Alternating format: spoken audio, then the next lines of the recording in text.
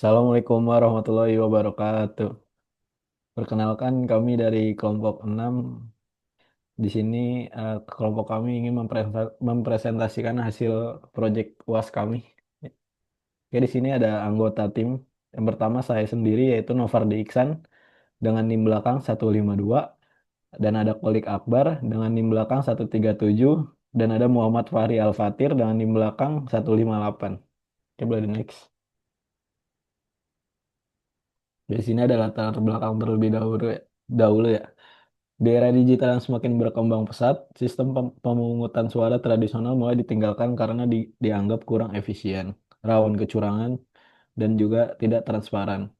Oleh karena itu, diperlukan sistem voting yang lebih modern, cepat, dan juga aman. Salah satu solusi yang ditawarkan adalah penggunaan sistem elektronik berbasis perangkat lunak atau yang biasa disebut dengan e-voting.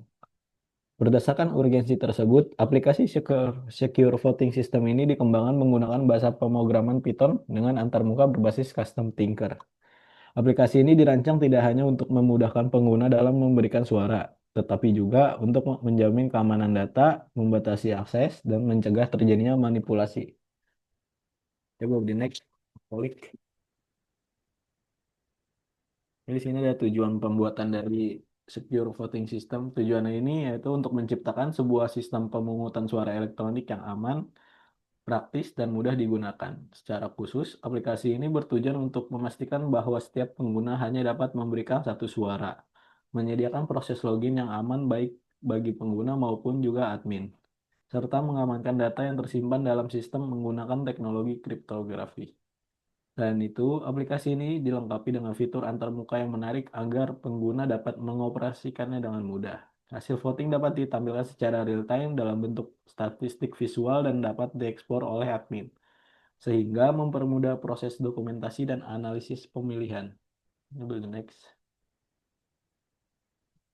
Oke, selanjutnya dijelaskan oleh Mas Fatir.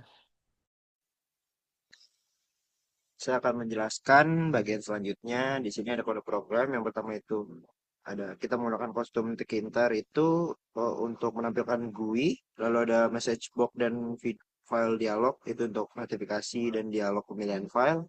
Lalu ada pillow itu untuk memproses gambar.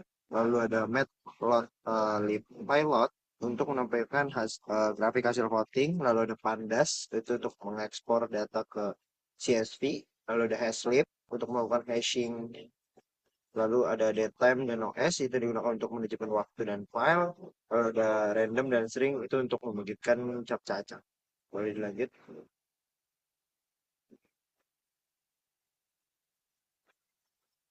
Nah, di sini itu ada data-datanya ya. Itu pertama kita kandidat file itu sebagai data kandidat.csv, voting log, user code file, user list file, lalu admin password hash. Itu admin 1 dan 3. Boleh dilanjut.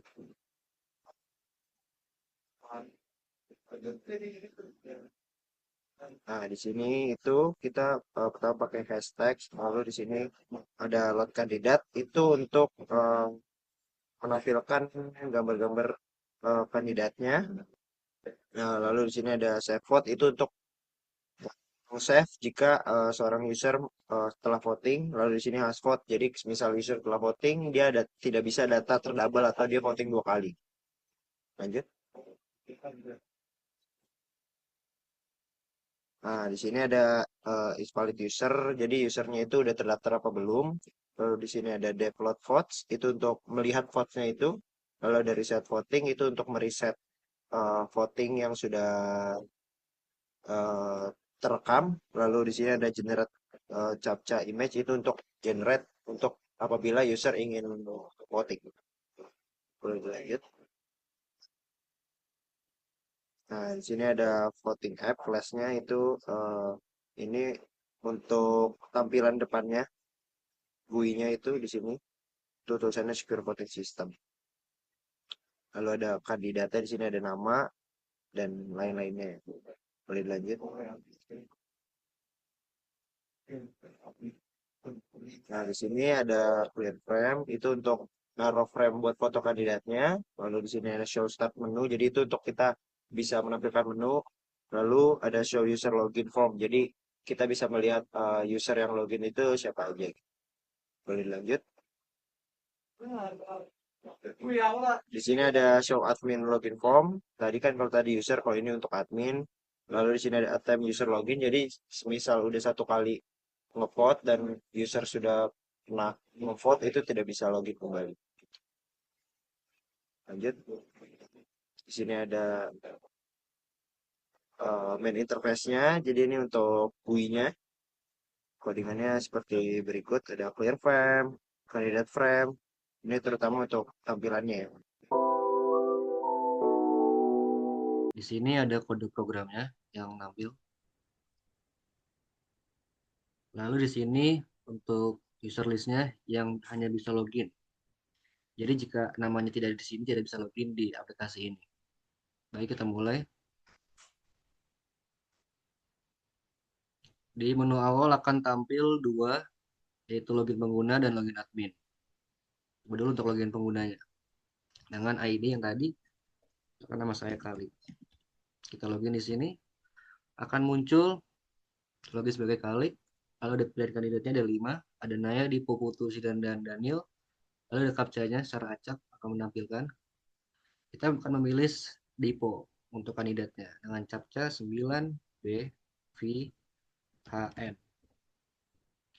Lalu kita bisa kirim suaranya, akan nampil seperti ini, sukses, voting berhasil. Dan akan auto logout tersendiri. Lalu kita misalkan pengen sama lagi dengan user yang tadi, maka akan muncul tampilan seperti ini. ID sudah di voting, jadi kita bisa double login. Oke, kita ganti lagi dengan ID yang lain seperti Novardi. Login. Nah, di sini bisa nih. Kita misalkan pakai Putu untuk kandidatnya. Seandainya kita salah masukkan captcha-nya, akan muncul tampilan seperti ini. Captcha salah dan akan terganti lagi captcha-nya. Seperti ini. Oke, kita logout saja bisa. Oke. Lalu sini ada mode login admin dengan passwordnya admin 123 login. Di sini dia bisa mengekspor ke CSV atau Excel. Ada JPEG juga untuk gambar. Kita coba dengan ekspor CSV. Akan save di sini. Kita coba voting data T1. Lalu kita ekspor juga JPG-nya T1. Lalu akan muncul di sini vote system. Ini untuk data Excel-nya. Kita buka dulu. Di sini menampilkan usernya tadi yang login, lalu pilihnya siapa, lalu ada waktu dan tanggalnya. Dan ada juga untuk voting chart-nya. Kita buka. Akan nampil diagram batang di sini. Lalu jika ingin mengulang dari awal, kita bisa masuk lagi ke admin. Kita pilih reset semua data. Lalu datanya akan hilang semuanya. Oke, telah dihapus. Kembali ke menu awal lagi. Ya, sekian dari saya. Ini kesimpulannya, aplikasi Secure Voting System ini kita menggunakan bahasa Python dan antarmuka berbasis custom Kinter. Itu juga kita pakai algoritma SH256 dan pembatas voting cuma satu kali. Dan captcha sebagai verifikasi pengguna serta pemisahan akses antara user dan admin. Lalu pengguna hanya bisa memberikan satu suara dan seluruh proses direkam secara aman serta transparan. Fitur visualisasi dan ekspor hasil juga mendukung efisiensi dan akuntabilitas pemungutan suara. Dengan demikian, aplikasi ini dapat menjadi prototipe dasar dari sistem e-voting yang dapat diterapkan dalam skala kecil hingga menengah. Baik, sekian dari kelompok kami. Mohon maaf jika ada kesalahan. Wassalamualaikum warahmatullahi wabarakatuh.